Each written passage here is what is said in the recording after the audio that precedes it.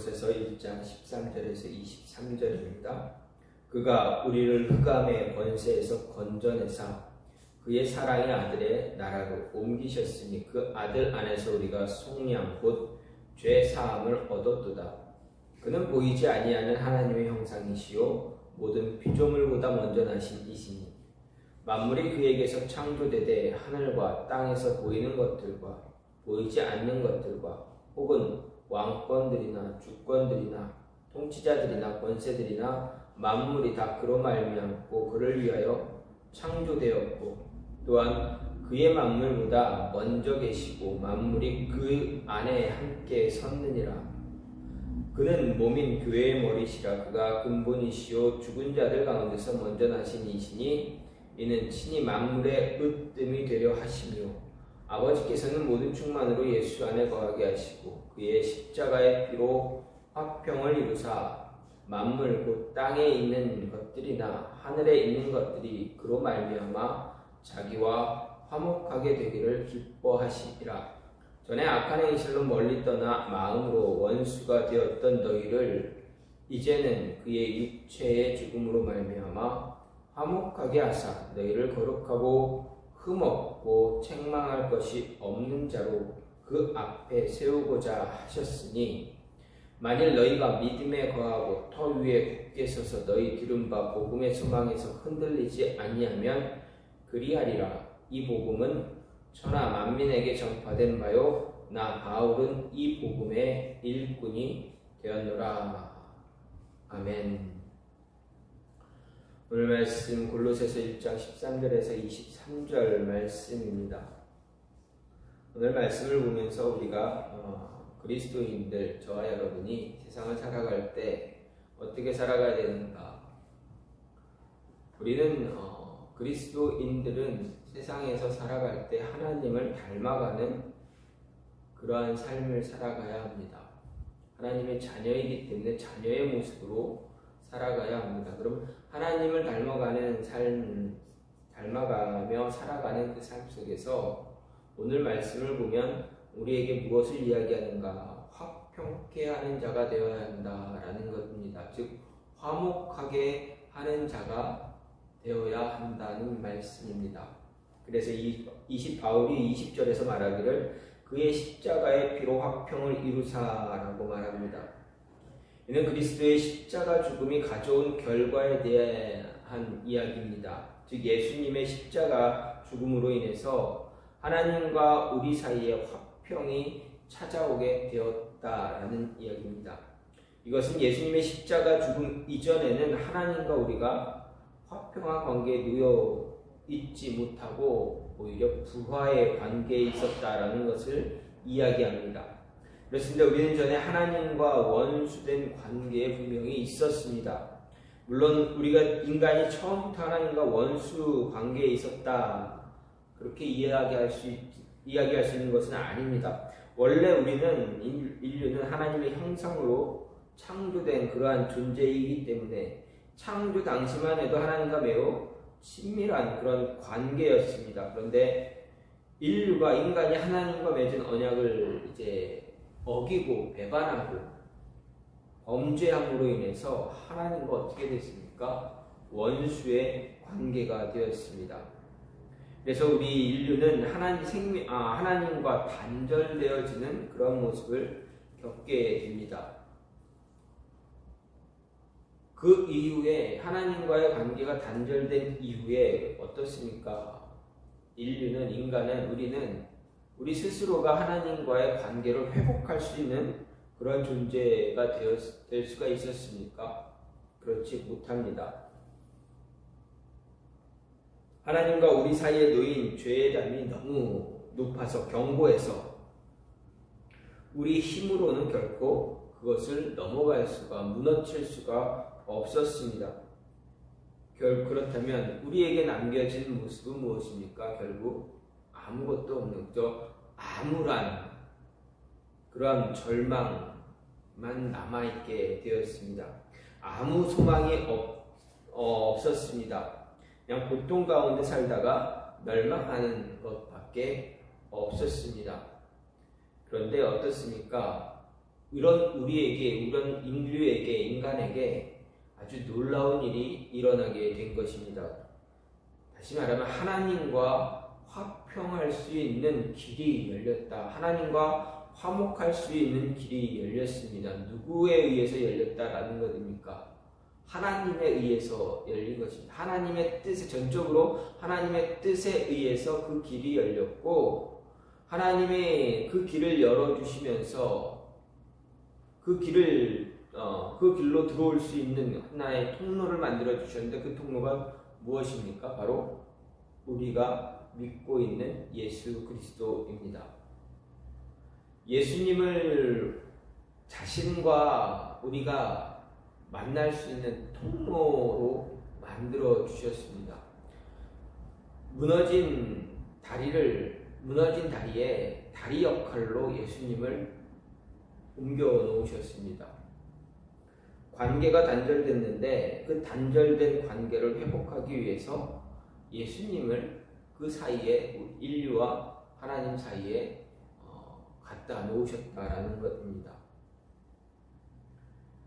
그런데 예수님이 그저 우리 하나님과 우리 사이로 들어온 것으로 끝났느냐? 그렇지 않습니다. 들어온 것으로만 끝났다면 얼마나 기쁘겠습니까? 그런데 우리 사이에, 하나님과 우리 사이에 죽음이라는 십자가 고통이라는 그 단계를 거쳐서 예수님을 그 위에 올려놓으심으로 인해서 관계가 완전히 회복되어졌다라는 것입니다. 예수님의 십자가 피가 우리를 하나님과 화평하게, 화목하게 만든 것입니다.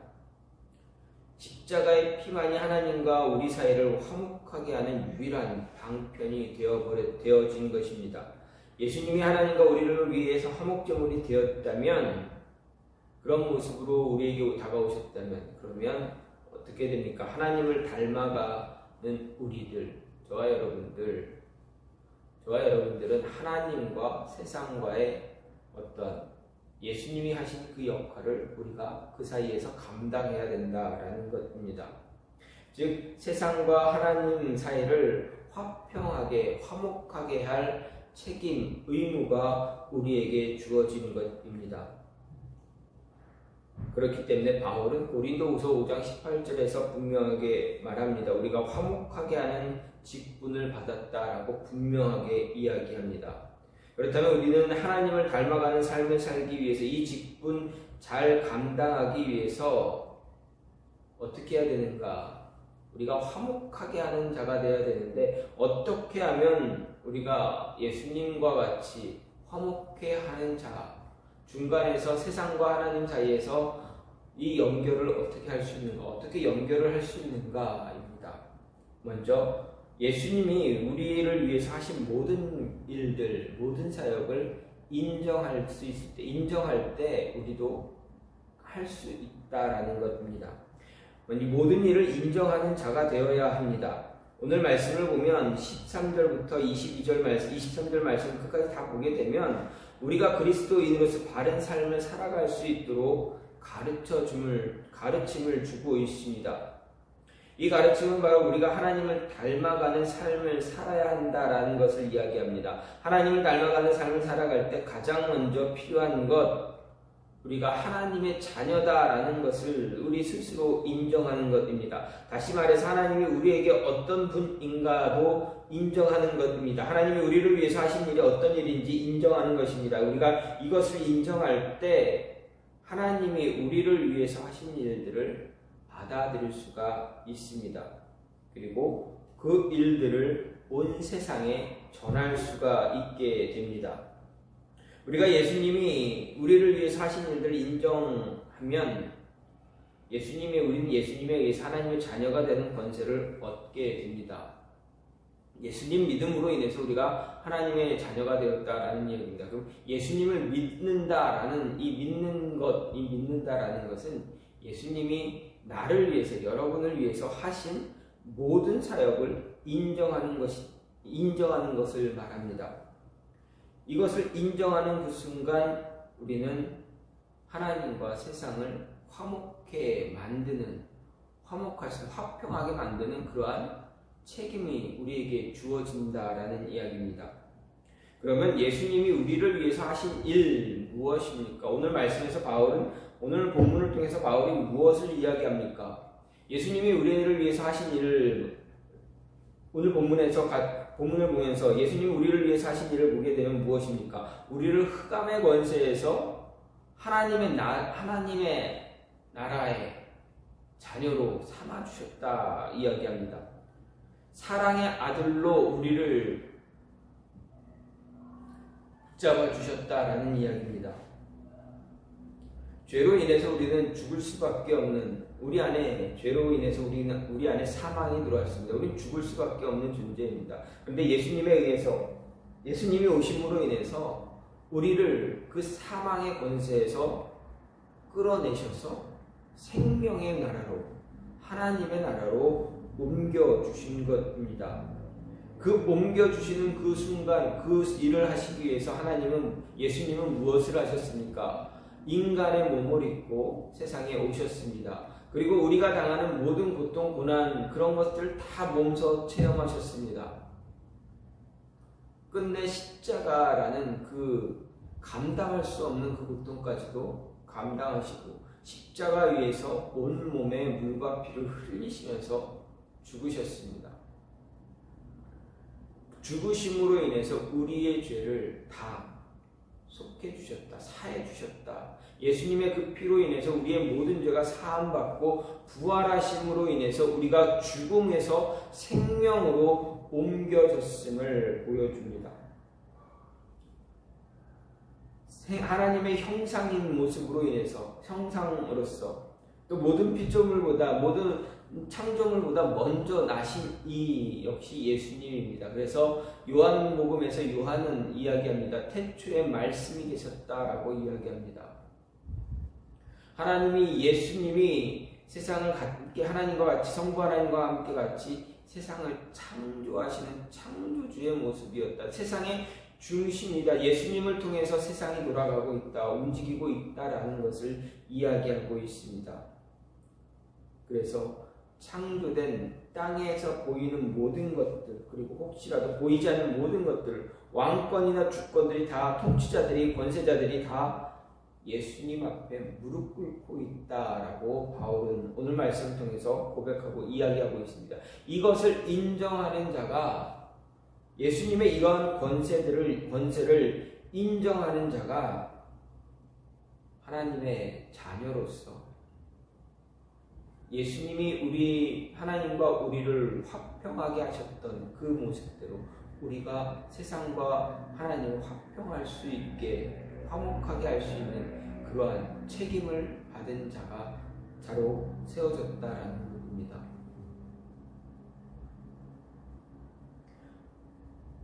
예수님이 하신 사역, 예수님이 우리를 위해서 이루신 모든 일들, 그 승리, 그것을 인정하는 그 순간 우리는 하나님과 세상을 위한 화평케 하는 자가 되어진 것입니다. 그 일을 우리가 온전히 감당해야 합니다. 감당할 수 있도록 분명하게 우리에게 직분도 주셨고 우리로 하여금 그 일을 잘 감당할 수 있도록 돕고 계신다라는 것입니다. 우리가 이것을 인정하지 않으면 어떻게 됩니까? 이 일을 감당할 수가 있습니까? 예수님을 구주로 인정하지 못하면 화평하게 하는 그 일을 우리가 감당할 수가 없습니다. 그래서 가장 먼저 우리가 가져야 할 모습은 인정하는 것입니다. 예수님이 누구인지, 예수님이 무엇을 위해서 세상에 오셨는지, 어떤 일을 하셨는지, 나를 위해서 무엇을 하셨는지 다 인정해야 감당할 수 있는 것입니다. 두 번째로 화평케 하는 자, 하나님을 닮아가는 사람으로서 화평을 전하는 자가 되기 위해서 어떻게 되느냐? 예수님과 같이 스스로를 희생할 줄 아는 자가 되어야 합니다. 22절 말씀을 보면 이제는 그의 육체의 죽음으로 말미암아 화목하게 하사 너희를 거룩하고 흠없고 책망할 것이 없는 자로 그 앞에 세우고자 하였다라고 분명히 이야기합니다. 22절 오늘 22절에서 바울은 골로새 성도들에게 예수님의 십자가를 통해서 하나님 자신과 화목하게 하신 하나님의 의도를 잘 이야기해주고 있습니다. 바로 너희를 거룩하고 흠없고 책망할 것 없는 자로 그 앞에 세우고자 했다라는 이야기입니다. 여기서 거룩함, 흠없음, 책망할 것 없음 이것은 하나님과 화목을 위한 우리의 조건입니다. 그리고 동시에 우리가 성도가 된 하나님의 자녀가 된 우리에게 이미 약속되어진 것이기도 합니다. 하나님은 우리를 하나님 앞에서 거룩한 자로 흠없는 자로 책망할 것이 하나도 없는 자로 세우기 위해서 자신의 외아들 독생자 예수님을 십자가에 죽이셨습니다. 왜 그렇습니까? 우리가 하나님과 화평하게 되기 위해서 우리에게 존재하는 모든 죄의 문제를 해결해야만 했기 때문입니다. 그 죄의 문제를 해결하기 위해서 하나님 앞에서 산 제물이 필요했는데, 드려져야 할 그 제물이 필요했는데, 이 제물은 무엇이 없어야 됩니까? 죄가 없어야 했습니다. 지금까지 이 문제를 해결하기 위해서 이스라엘 백성들이 한 행동은 무엇입니까? 끊임없이 짐승의 피로 대신해 왔던 것입니다. 하지만 하나님은 더 이상 짐승의 피로 이 문제를 대신하고자 하지 않으셨습니다. 그래서 필요한 제물을 독생자 예수 그리스도로 삼으신 것입니다.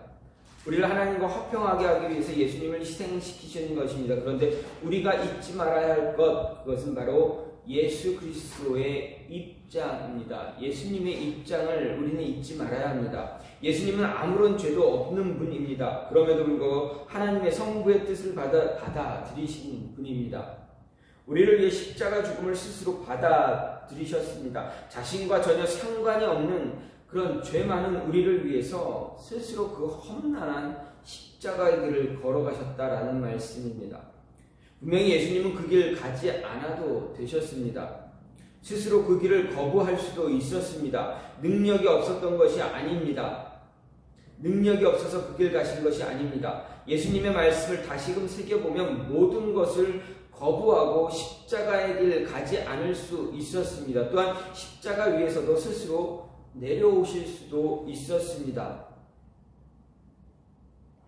그럼에도 예수님은 그것을 다 받아들이신 것입니다. 이 모든 것에 대해서 사단은 이미 스스로 인정하고 있습니다. 고백했습니다. 언제 그랬습니까? 예수님이 사역을 시작하기 위해서 세례 요한으로부터 세례를 받은 이후 40일 금식을 끝내신 다음에 사단이 어떻게 합니까? 예수님을 끌고 3가지 시험을 합니다. 광야에서 예수님을 시험할 그 당시 사단은 예수님이 하나님의 아들이시고 하나님 되심을 스스로 인정했습니다. 그렇기 때문에 이 힘든 길 걸어가지 않아도 되는 분이셨습니다. 이미 사단이 다 고백했던 분입니다. 능력이 없는 분이 아니고 능력이 있지만 아버지의 뜻을 따라 그 길을 걸어가셨다라는 것입니다. 아버지의 뜻이 그 길을 걸어가는 것입니다. 그런데 예수님은 그 길 결코 외면하지 않았습니다. 이유가 무엇입니까? 오직 하나, 사랑입니다. 하나님의 마음과 동일한 마음을 갖고 계셨기 때문에 스스로를 희생하셨다라는 것입니다. 그렇다면 우리가 세상에서 하나님을 닮아가는 삶을 살아야 할 때 우리에게 필요한 것 또 하나는 무엇입니까? 희생입니다. 자신을 희생하는 것입니다. 스스로 희생을 보여주는 것입니다. 예수님이 우리에게 보여주신 이 희생하는 삶을 우리가 살아가는 것입니다. 어떠한 대가를 바라는 희생이 아니라 아무 대가 없이 주는 그러한 희생입니다.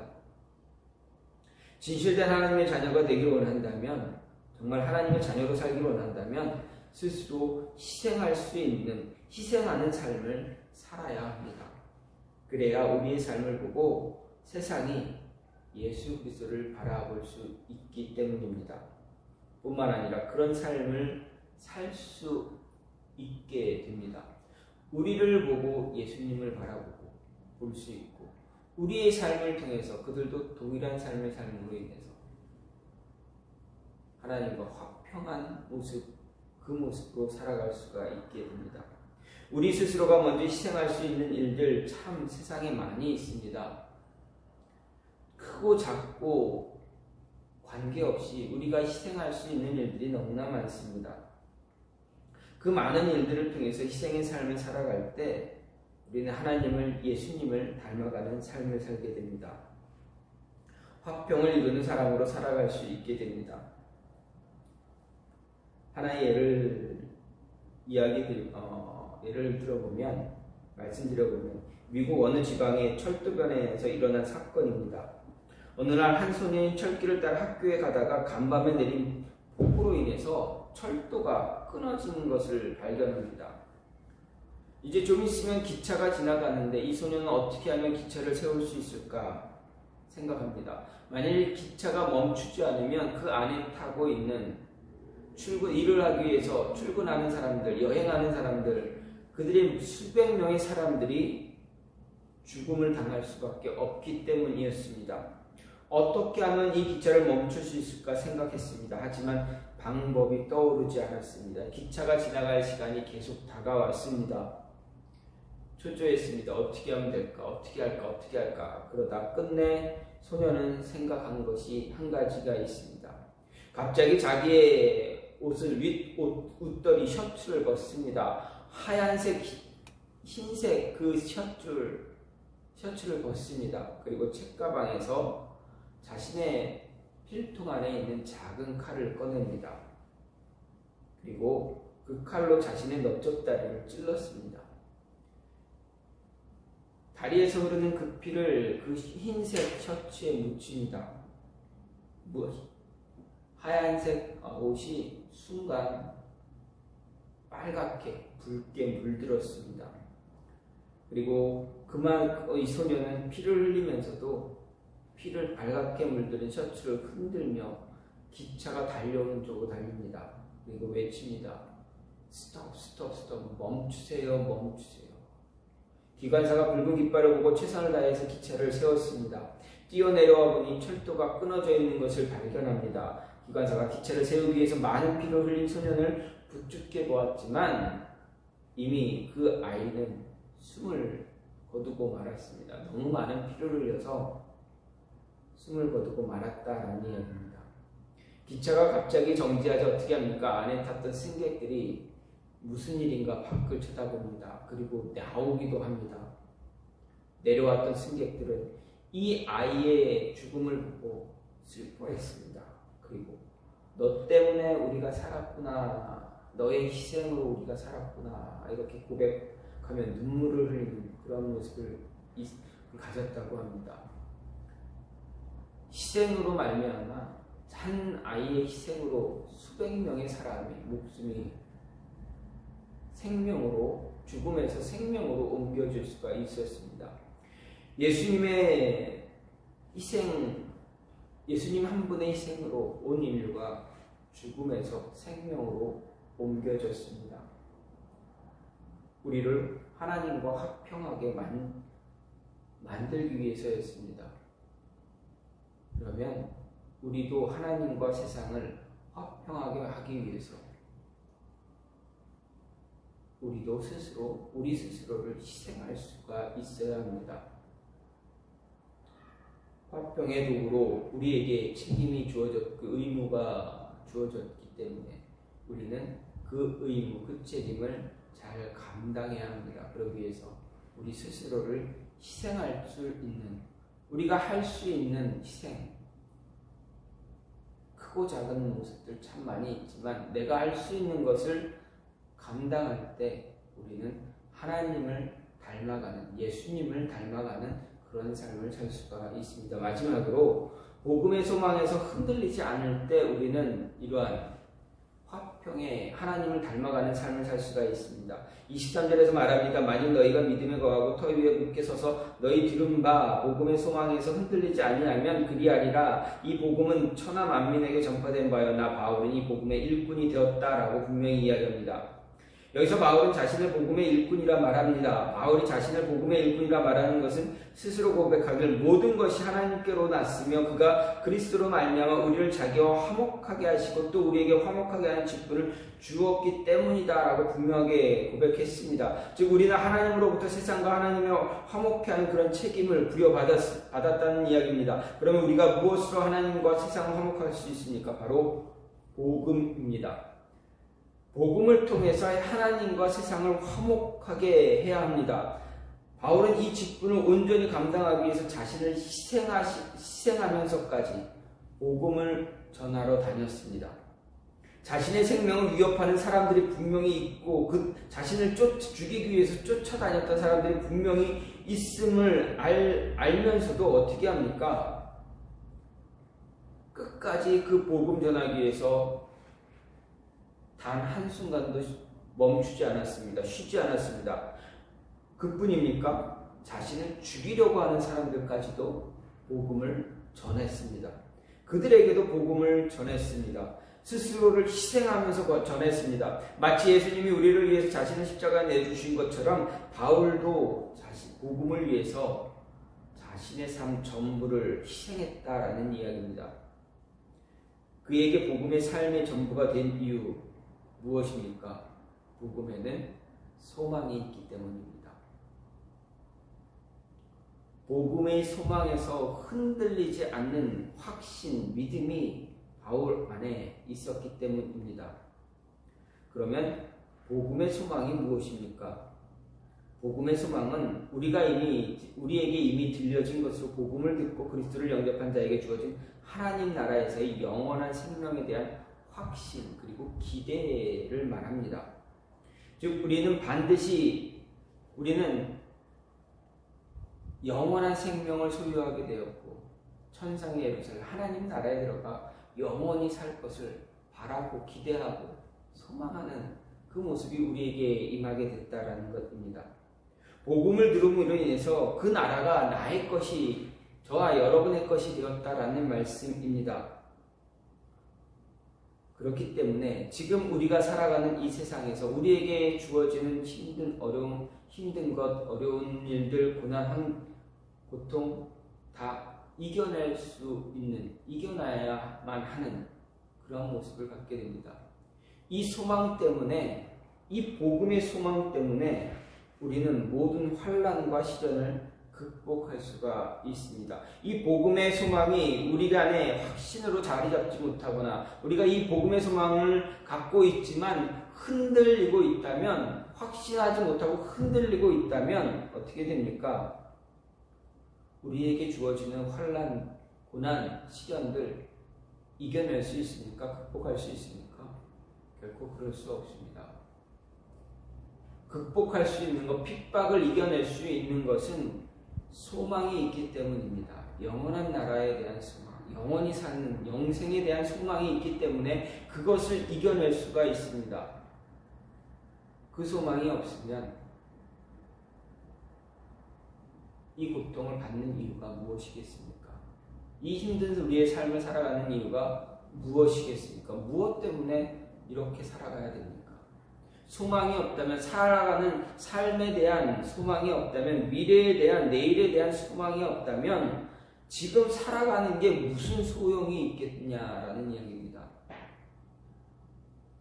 미래에 대한, 내일을 향한 소망이 있기 때문에 지금 힘들고 어려워도 버틸 수 있는, 이겨낼 수 있는 모습이 있다라는 것입니다.